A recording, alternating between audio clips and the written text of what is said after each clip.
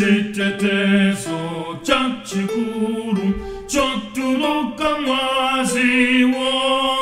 wa amboye Yesu Kristo mpulumutsi watuyo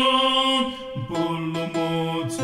chitetezo chipezeka mwaziwo mpulumutsi chitetezo chipezeka mwaziwo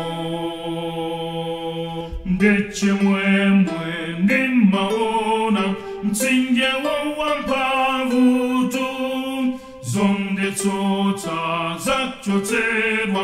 Yesu wanditsukambu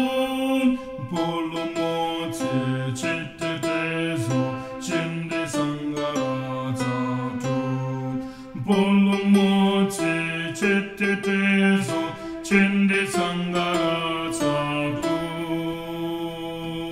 chimolonse likondera chikondicho cha Yesu maganizo yeletsedwa ndingofuna zakezo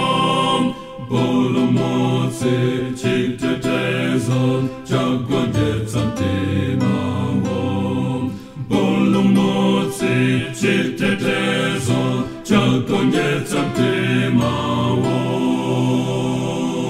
ndilinawo moyo sata wochuluka mwa Yesu zemoyo wajaza mtima ndichimwemwe chakeso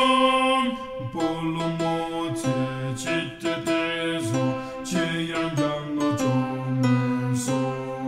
mpulumutsi chitetezo chiyanjano chomweso mantankawa ndichisoni zachotsedwa zonsezo